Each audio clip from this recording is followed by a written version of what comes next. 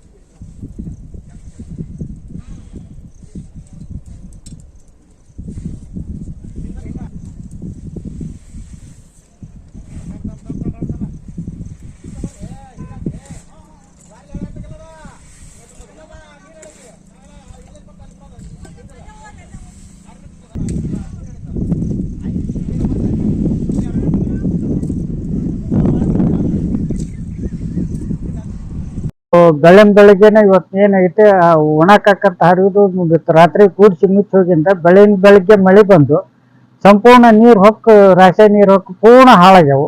ಒಂದಲ್ಲ ಎರಡಲ್ಲ, ಒಂದು ಕಮ್ಮಿ ಅಂದ್ರೂ ಒಂದು 50ರಿಂದ 75-50 ರಾಶಿ ನೀರಾಗ ಆಗ್ಯಾವ ಇವತ್ತು.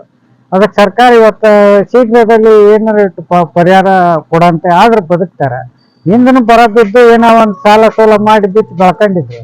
ಈ ವರ್ಷನು ಬೆಳೆದ ಬೆಳೆ ಬೆಳ್ಕೋಬೇಕ ಕೈ ಬಂತು, ಲಾಸ್ಟಿಗೆ ಕೊನೆಗೆ ಕೈ ಬರದಂತಾಗಿ ತೋದು ಹಾಳಾಗೈತಿ. ಸರ್ಕಾರ ಪರಿಹಾರ ಕೊಟ್ರೆ ಉಳಿತಾರಂದು ರೈತ ಸಂಘದ ರಾಜ್ಯ ಉಪಾಧ್ಯಕ್ಷ ಮಾಧ್ಯಮ ಮೂಲಕ ನಮ್ಮ ಮನೆ ತೋದು ಎಲ್ಲಾ ಕೆಲ್ಸಕ್ಕೆ ಬರ್ಲಾರ್ದಾಗ ಆಗ್ಬಿಡ್ತ್ರಿ. ಇವತ್ತಿನ ಆಳ್ ನೋಡಿದ್ರೆ 400, 350, 60 ರೂಪಾಯಿ ಕೇಳ್ತಾರ.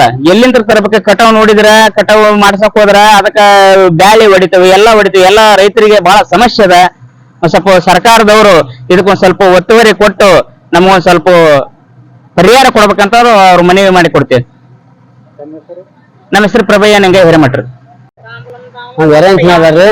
ಮಳೆ ಹೊತ್ಕೊಂಡ್ ಎಲ್ಲಾ ರಾಶಿಯಾಗ ನೀರ್ ಹೋಗ್ತು. ಬೆಳಗ್ಗೆ 6 ಗಂಟೆಕ ಮೈ ಚಲೋ 8 ಗಂಟೆಕ ಮಳೆ ಹೊತ್ಕೊಂಡೈತೆ. ಅಷ್ಟು ರಾಶಿಯಾಕ ನೀರ್ ಹೋಗ್ಕೊಂಡು ನುಕ್ಷಣೆ ಬಾಳ ಆಗೈತ್ರಿ. ಅದಕ್ಕೆ ಸ್ವಲ್ಪ ಏನಾರೈತ ಸರ್ಕಾರದ ಪರಿಹಾರ ಕೊಡ್ಬೇಕಂತ ಕೇಳ್ತೀವಿ. ನಮ್ಮ ಹೆಸರು ಸಂಗಪ್ಪ ಹೂಗಾರಿ.